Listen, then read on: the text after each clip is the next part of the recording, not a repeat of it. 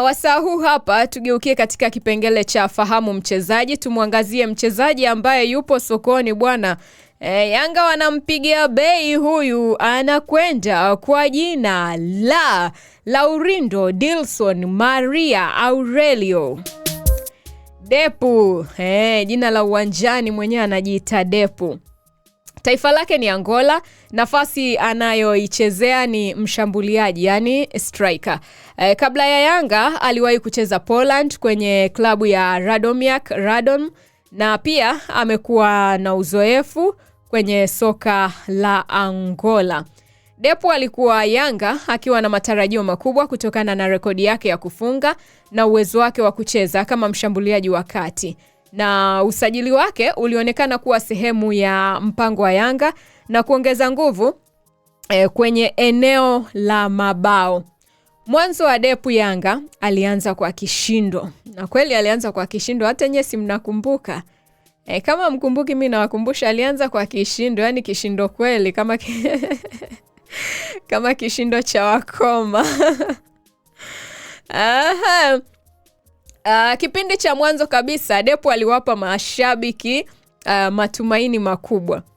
Hii ndio ile jamani nayosema kila mara, punguzeni kuwasifia wachezaji jamani. Yani mnakuwa mnawapa pressure. Yani unajua wakati mwingine ukisifiwa sana, yani kuna hali fulani hivi ya kujiamini inapotea. Unaona mbona kama sasa this is too much. Manake unaona hata sifa ambazo wanaendelea kukusifia ni kama yani hazipo. Yani ukisifiwa sana mwisho wa siku unaweza ukaona kama wanakukejeli.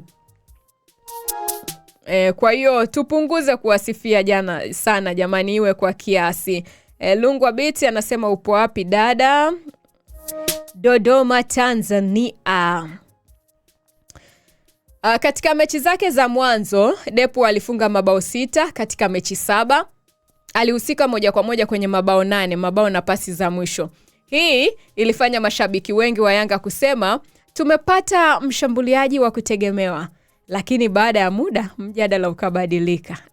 Nyie watu watu wana maneno. Mtu anakusifia sasa hivi, yani ukitetereka tu maneno yote yanabadilika, yale mazuri yanabadilishwa kuwa mabaya.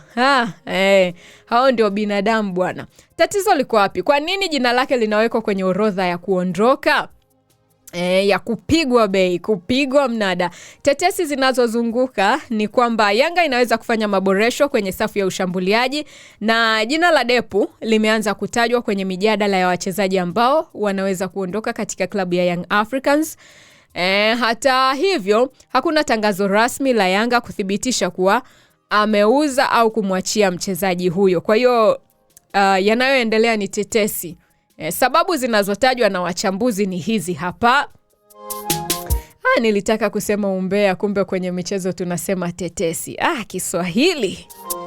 Depu anaweza kufunga, lakini je, anasaidia mfumo? Hapa ndipo hoja kubwa ilipo. Katika soka la kisasa, mshambuliaji hapimwi kwa mabao pekee. Kocha anaangalia anavyoshiriki kujenga mashambulizi, anavyokimbia bila mpira, anavyoweka pressure kwa mabeki, na anavyoshirikiana na viungo na mawinga. Hivi ni vitu ambavyo kocha anakuwa anaangalia katika soka la kisasa. Wapo wanaosema Depu ana ubora mkubwa wa kumalizia nafasi, wa kukaa sehemu sahihi ndani ya boksi na kutumia nguvu kwenye mipira ya juu. Lakini swali linabaki, je, anaweza kuwa mshambuliaji anayebeba mfumo mzima wa timu?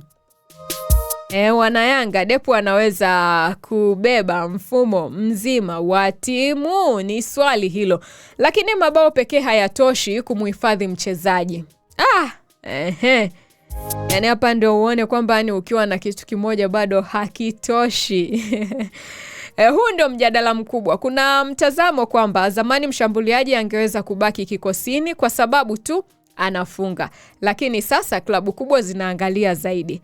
Mfano, mshambuliaji anaweza kufunga mabao 15, lakini kama hashiriki pressure, hashiriki mpira, hashirikiani na wenzake, kocha anaweza kuona kuna upungufu. Lakini hata ukirelate kwenye maisha ya kawaida kwa wale ambao wanakuwa wanatafuta kazi. Labda tuchukulie kwamba tuchukulie nisemeje yani. Yani tuchukulie mfano unaomba kazi ya utangazaji. Sawa. Utaulizwa tofauti na utangazaji kuna kitu gani ambacho unaweza kukifanya? Vile vitu vya extra vile sasa ndo vinavyo kuongezea credit. Huko kutangaza kila mtu anaweza kuongea. Kukaa tu si hata ukiniandikia script mimi nasoma tu. Hiyo mtu yeyote anaweza kufanya. Kwa hiyo kile cha ziada ambacho uko nacho, ambacho mmewekwa watu watatu, wewe unacho wale wawili hawana, ndicho kinachokupa credit. Kwa hiyo tukirudi kwa hawa wachezaji kwamba sawa unafunga mabao, lakini licha ya mabao kuna vitu vingine unaweza kuvifanya. Unashirikiana vipi na wenzako? Umepata mpira huko mbali na goli, una ushirikiano mzuri na mwenzako. Manake kuna wengine unakuta ni badala ampe mwenzake, yani anataka afunge yeye mwenyewe, yani anakuwa mbinafsi, hataki kumpa mwenzie afunge. Kwa hiyo inakuwa changamoto kidogo. Lungu anasema I really enjoy the way you talk about football. Thank you so much. Yanga inatafuta aina gani ya striker? Eti wana Yanga mtuambie. Yanga bingwa, Yanga oye, mko wapi? Njoni mniambie. Hili ni swali la msingi. Na kama Yanga inataka mshambuliaji wa aina ya target man, anashikilia mpira, anapiga mipira mirefu na anawasaidia mawinga kupanda, basi Yanga wanaweza kuona wanahitaji aina tofauti. Lakini kama Yanga wanataka finisher, wa kumalizia, mtu wa kufunga ndani ya boxi, mtu wa kutumia nafasi chache, Depu bado ana thamani kubwa. Kwa hiyo sasa hapa Yanga sijui inamtaka nani, inamtaka target man au inamtaka finisher. Kama inamtaka finisher, Depu bado anastahili hiyo nafasi, lakini kama wanamtaka target man, basi waangalie namna. Hoja za kumbakiza Depu ni kwamba wanaomtetea Depu aendelee kubaki Yanga wanasema kwamba ana uwezo wa kufunga, tayari ameonyesha anaweza kuzoea ligi, na ana uwezo wa kubadilisha washambuliaji kila msimu, kunaweza kuharibu uelewano, na vile vile anahitaji muda zaidi chini ya mfumo wa kocha. Kocha aliyekuja ni mpya, kwa hiyo kocha ana mfumo wake, pengine walishazoea kocha ambaye aliondoka, kwa hiyo anahitaji muda. Hoja za kumuuza Depu, wanaotaka Depu aondoke katika klabu ya Yanga wenyewe wanasema kwamba hana ushawishi mkubwa kwenye mchezo akiwa hajafunga. Yanga inahitaji mshambuliaji wa kiwango cha CAF. Nafasi ya mchezaji wa kigeni lazima ilete tofauti kubwa, na timu inaweza kupata mshambuliaji mwenye mchango mpana zaidi. Kwa hiyo maswali haya ni maswali tu ya kujiuliza wewe kama mwana soka, wewe kama mwana Yanga. Na ukiweza kujibu basi ni vizuri na sisi tutapata kujifunza. Je, Depu ameshindwa Yanga au mfumo wa Yanga umemshindwa? Depu ndio ameshindwa kuwa kwenye klabu ya Yanga au mfumo wa Yanga ndio umeshindwa kuendelea kuwa na Depu? Swali la pili la kujiuliza, mshambuliaji anatakiwa kuhukumiwa kwa mabao pekee au mchango kwa ujumla? Tukirudi kwenye mabao, mashabiki wanalalamika kuhusiana na Simba hawafungi. Swali la tatu, kama Yanga itamwacha Depu, itakuwa imefanya uamuzi sahihi au kosa kubwa?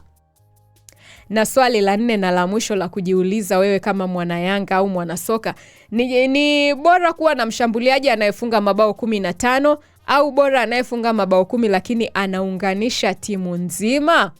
Ni yupi bora hapo? Kwa hiyo kwa kuhitimisha katika fahamu mchezaji, Depu ni mfano mzuri wa mjadala wa soka la kisasa. Je, tunatafuta mfungaji tu au mshambuliaji kamili?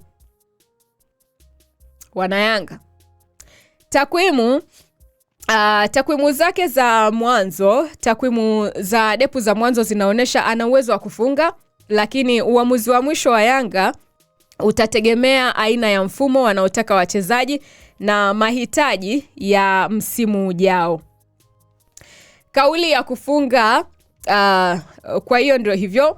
Takwimu zake za mwanzo zinaonesha kwamba ana uwezo wa kufunga, lakini uamuzi wake wa mwisho wa Yanga utategemea aina ya mfumo wanaotaka kucheza na mahitaji ya msimu ujao.